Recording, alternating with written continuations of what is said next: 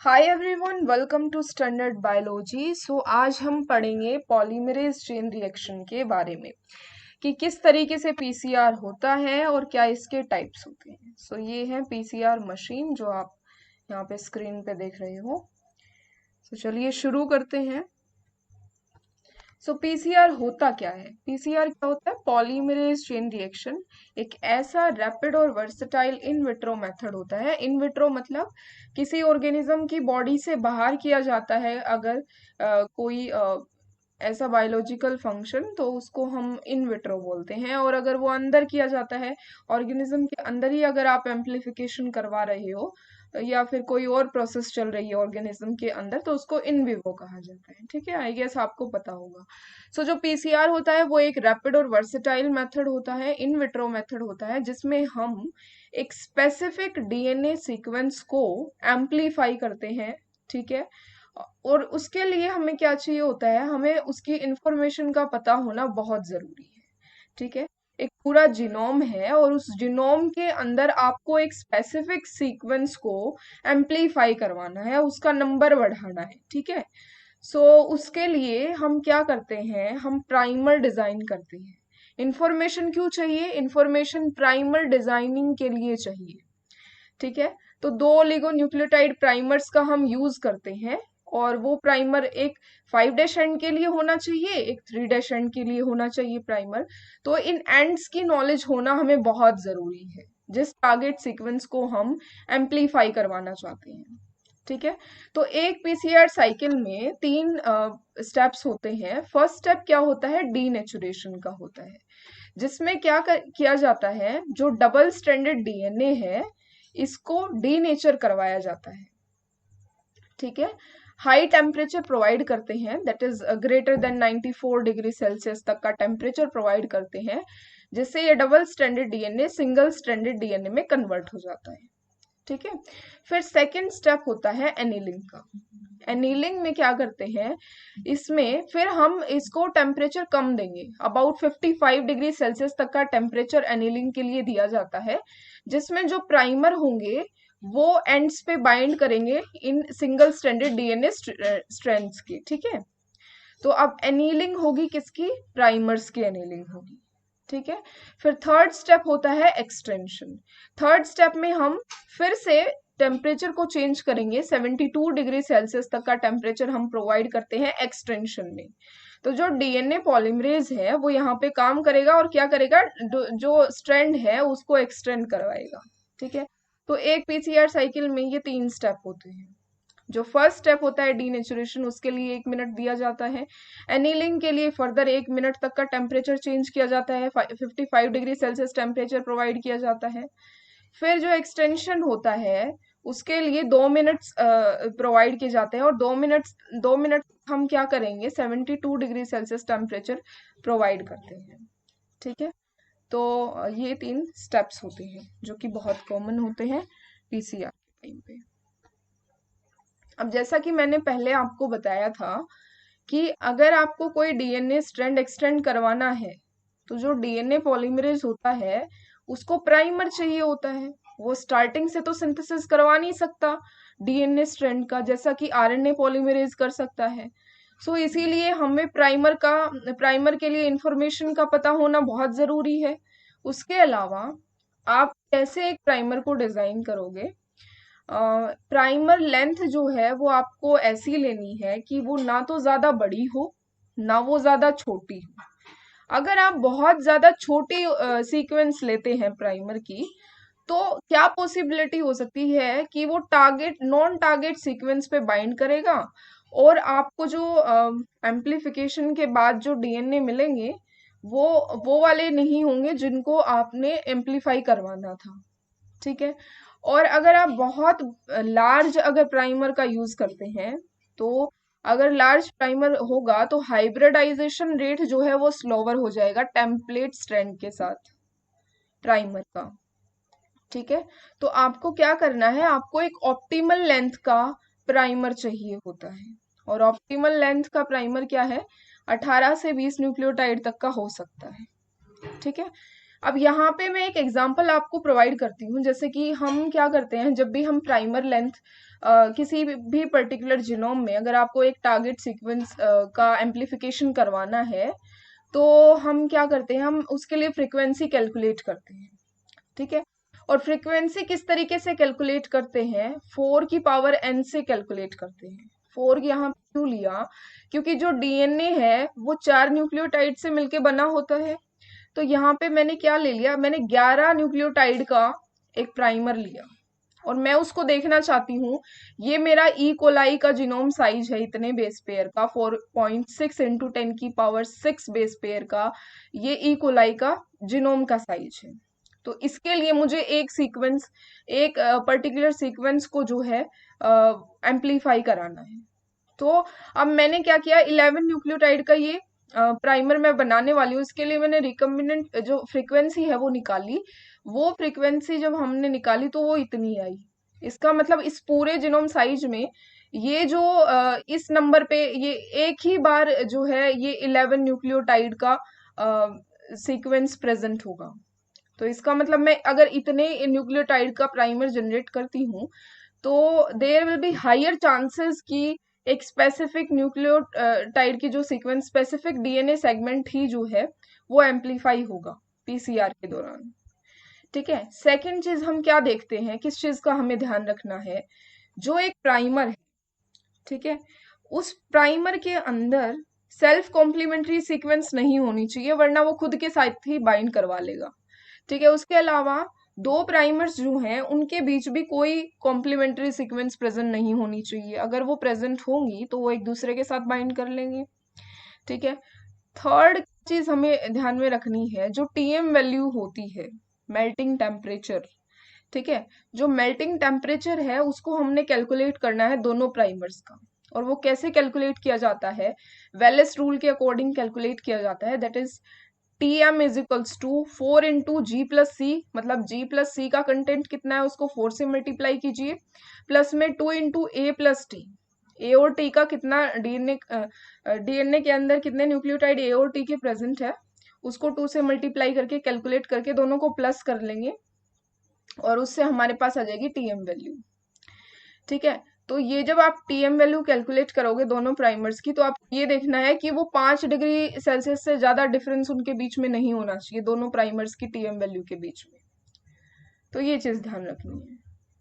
फिर फोर्थ क्या चीज ध्यान रखनी है, जीसी कंटेंट। जो जीसी कंटेंट है वो 40 to 60% होना चाहिए जब भी आप एक प्राइमर को डिजाइन कर रहे हो। तो ये 4 बातें इनका ध्यान रखना होता है प्राइमर डिजाइनिंग के टाइम पे। अब हम देखते हैं कि किस तरीके से पीसीआर चलता है। ठीक है, यहाँ पे आप ये ओरिजिनल डबल स्ट्रैंड डीएनए यहाँ पे ये प्रेजेंट है। ठीक है, और आपने क्या किया, आपने प्राइमर्स दिए, ये दोनों एंड के प्राइमर है। यहाँ पे प्राइमर इस तरीके से एक 5' एंड के लिए है, एक 3' एंड के लिए है। तो ये प्राइमर इस तरीके से बाइंड हो जाएंगे सेकेंड स्टेप में, जो एनीलिंग हमने देखा था। ठीक है, अब क्या होगा, एनीलिंग होने के बाद फिर एक्सटेंशन होता है, तो डीएनए पॉलीमरेज जो है वो यहाँ पे एक्सटेंड करेगा। ठीक है, तो हम क्या प्रोवाइड करते हैं, न्यूक्लियोटाइड्स जो है वो प्रोवाइड करते हैं। अब यहाँ पे पीसीआर में बेसिकली हम टेक डीएनए पॉलीमरेज का यूज करते हैं। टेक डीएनए पॉलीमरेज एक ऐसा डीएनए पॉलीमरेज होता है जो कि हाई टेम्परेचर पे स्टेबल रह सकता है। और इस टेक डीएनए पॉलीमरेज को हमने कहाँ से लिया, थर्मस एक्वेटिकस जो कि एक बैक्टीरिया होता है उससे हम निकालते हैं उसको। ठीक है, उससे एक्सट्रैक्ट किया गया और हमने देखा कि वो 90 डिग्री सेल्सियस पे वो उसकी स्टेबिलिटी है और वो काम कर सकता है किस पे, 72 डिग्री सेल्सियस पे वो एक्सटेंशन करवा सकता है। लेकिन एक जो है नेगेटिव पॉइंट होता है टेक डीएनए पॉलीमरेज का, कि इसमें प्रूफ रीडिंग एक्टिविटी नहीं होती।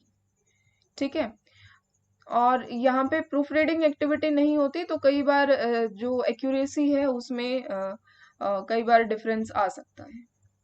तो उसके लिए हम आजकल डिफरेंट डीएनए पॉलीमरेज का भी यूज करते हैं जिनमें इस तरीके की एक्टिविटी प्रेजेंट हो, that is proof reading activity present हो। अच्छा, जो फाइनल नंबर है कितने डीएनए मॉलिक्यूल हमें ऑब्टेन हुए एक पीसीआर में, उसको निकालने के लिए एक फॉर्मूला होता है, दैट इज एनएफ। ठीक है। NF क्या है? That is final number of DNA molecule हैं पीसीआर के अंदर। ठीक है, तो NI अगर हमें इनिशियल नंबर पता है, जैसे कि अब मैंने इनिशियल नंबर यहाँ पे क्या है 1 है, एक ही डीएनए स्ट्रैंड है। इनटू में अगर मैंने 4 साइकिल चलाई तो 2 की पावर 4। ठीक है, तो उस तरीके से आप इस तरीके से मल्टीप्लाई करके आप निकाल लोगे इसको, NF को निकाल लोगे यहाँ से।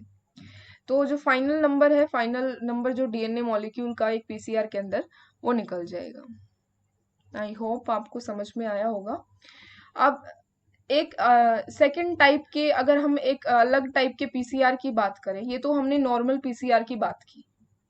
अब हम दूसरे टाइप के पीसीआर की बात करते हैं, नेस्टेड पीसीआर। नेस्टेड पीसीआर में क्या होता है, फॉर एग्जाम्पल अगर आपको बहुत ही ज्यादा स्पेसिफिक सीक्वेंस चाहिए है, तो ये नेस्टेड पीसीआर हमारी मदद करता है। ये क्या करता है, स्पेसिफिसिटी जो है वो डीएनए एम्प्लीफिकेशन की उसको बढ़ा देता है।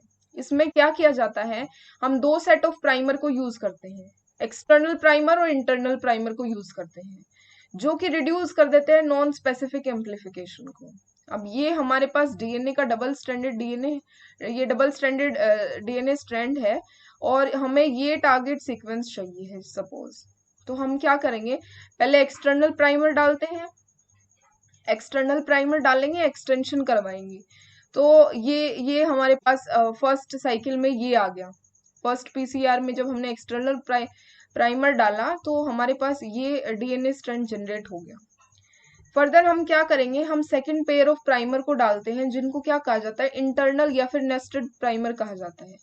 अब जो डीएनए हमें मिला था, जो टेम्पलेट स्ट्रैंड हमें मिले थे एक्सटर्नल प्राइमर की वजह से, अब उन्हीं एक्सटर्नल प्राइमर में ये इंटरनल प्राइमर जाके बाइंड करेगा, ये इंटरनल प्राइमर जाके बाइंड करेगा, और फिर से जो पीसीआर प्रोडक्ट जो है वो सेकंड पीसीआर प्रोडक्ट इस तरीके का हमें ऑब्टेन होगा।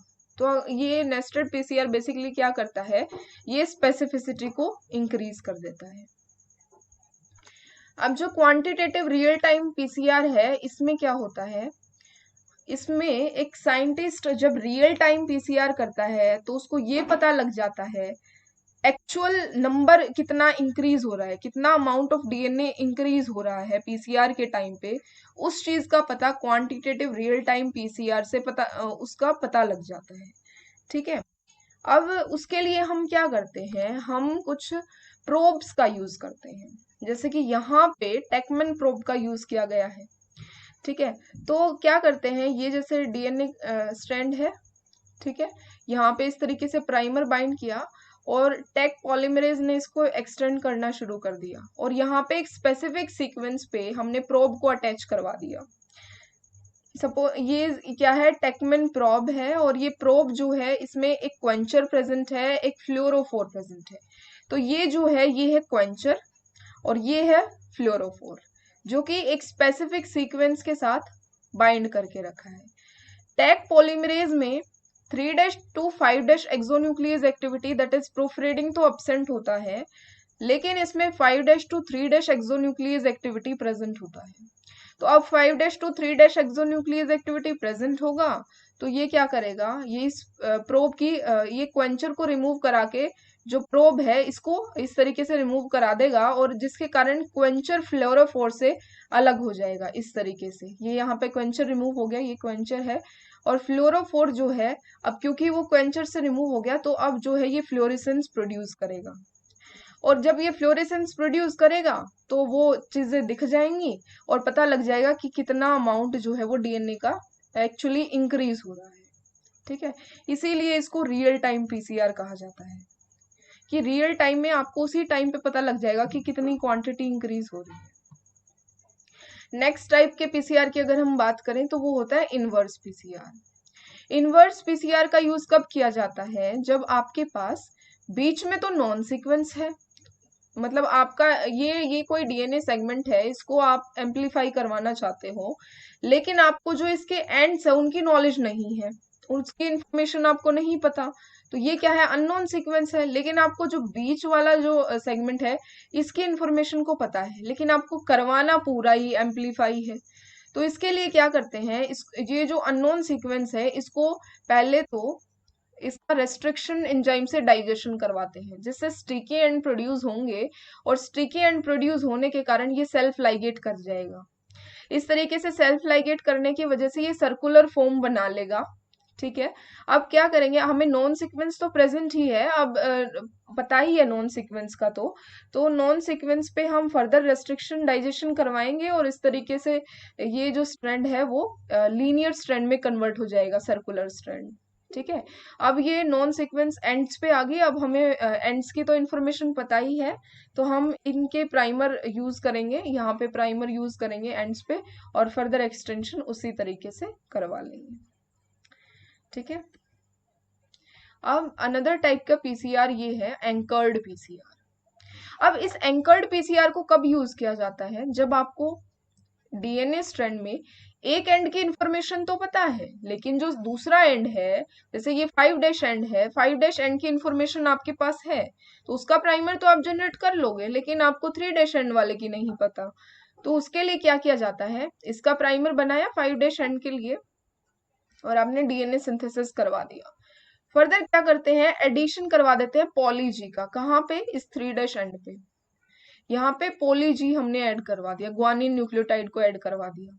ठीक है, अब हम क्या करेंगे, पॉली सी प्राइमर का यूज करेंगे 3' एंड के लिए। तो अब हमारे पास 5' एंड के लिए भी प्राइमर है और 3' एंड के लिए हमने पॉली सी और एडेप्टर प्रोटीन ले लिया यहाँ पे। ठीक है, और ये इस तरीके से एक्सटेंशन हो जाएगा फिर इनका, और इस तरीके से पीसीआर साइकिल चलेगी। ठीक है, तो आपको समझ में आया होगा कि किस तरीके से हम कौन से टाइप के पीसीआर को हम कब यूज करते हैं। अब ये है आरटीपीसीआर। आरटीपीसीआर में क्या करते हैं, बेसिकली रिवर्स ट्रांसक्रिप्टेज का यूज करते हैं। यहाँ पे अगर हमारे पास एमआरएनए है और उससे हमें डीएनए बनाना है, तो उसके लिए हमें रिवर्स ट्रांसक्रिप्टेज चाहिए होगा। तो रिवर्स ट्रांसक्रिप्टेज क्या करता है, एमआरएनए को सी डीएनए में कन्वर्ट करा देता है।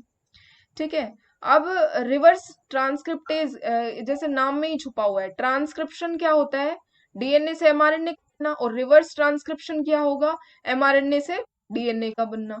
तो यहाँ पे डीएनए की फॉर्मेशन हो जाएगी इस तरीके से। और यहाँ पे कौन से पॉलीमरेज को यूज किया जाता है, टेथ पॉलीमरेज को यूज किया जाता है। और जो टेथ पॉलीमरेज है उसको थर्मस थर्मोफिलस जो बैक्टीरिया है उससे एक्सट्रैक्ट किया गया है। ठीक है, जो कि हाई टेम्परेचर पे और मैग्नी ये जो MnCl2 है इसकी प्रेजेंस में ट्रांसक्रिप्शन, रिवर्स ट्रांसक्रिप्शन एक्टिविटी को प्रमोट करता है। ठीक है, तो यहाँ पे हम डायग्राम में देखते हैं, डायग्राम को देख के अच्छे से समझ आएगा। ये जैसे हमारे पास ये mRNA है, ठीक है, और इससे क्या हुआ, रिवर्स ट्रांसक्रिप्टेज की हेल्प से ये डीएनए की सिंथेसिस होगी। यहाँ पे पॉली एंड प्रेजेंट है, तो फिर हम क्या करेंगे, हम पॉली डीटी प्राइमर का यहाँ पे यूज कर लेंगे। पॉली डीटी प्राइमर का यूज किया और हमने इस स्ट्रैंड को फर्दर इस तरीके से एक्सटेंड करवा लिया। अब फिर हम क्या करेंगे, ये हमारे पास सीडीएनए है, ये सीडीएनए है और ये दूसरा स्ट्रैंड हमने बना लिया, और ये जो दोनों स्ट्रैंड इस तरीके से बन गए। अब हम फर्दर वही पीसीआर की सेम साइकिल चलेगी। ठीक है, और इस तरीके से एक एमआरएनए जिसका एम्प्लीफिकेशन हम करवा सकते हैं। अब टच डाउन पीसीआर में बेसिकली क्या होता है, ये एक ऐसा मेथड होता है, ये भी क्या करता है, स्पेसिफिसिटी को इंक्रीज करवाता है। ठीक है, बिना यील्ड के कॉम्प्रोमाइज से आप बेसिकली स्पेसिफिसिटी जो है उसको इंक्रीज करा सकते हो टच डाउन पीसीआर की हेल्प से। अब टच डाउन पीसीआर का प्रिंसिपल क्या होता है कि आप बहुत ज्यादा हाई एनीलिंग टेम्परेचर देते हो। ठीक है, तो जब आप हाई एनीलिंग टेम्परेचर प्रोवाइड करते हो तो जो प्राइमर और टेम्पलेट का जो हाइब्रिड बनेगा वो परफेक्टली एक दूसरे से मैच करेंगे, मतलब जो भी जिनमें परफेक्ट कॉम्प्लीमेंट्री प्रेजेंट होगी प्राइमर और टेम्पलेट के बीच में, बस वही बाइंड करेंगे। तो ये स्पेसिफिसिटी को इस तरीके से इंक्रीज करता है। और टच डाउन पीसीआर में हम धीरे धीरे स्टेप वाइज मैनर में हर साइकिल में एनीलिंग टेम्परेचर को ड्रॉप करते जाते हैं। पहले हाई कर दिया और फिर जो है हम उसको स्टेप वाइज मैनर में ड्रॉप करेंगे हर साइकिल में, हर पीसीआर की साइकिल में। तो आई होप आप लोगों को पीसीआर समझ में आया होगा। अगर कोई भी आपका क्वेश्चन है तो उसको कमेंट बॉक्स में पुट कर देना। उसके अलावा अगर वीडियो पसंद आई है तो इसको लाइक और शेयर करना ना भूलें। Thank you so much guys, keep learning.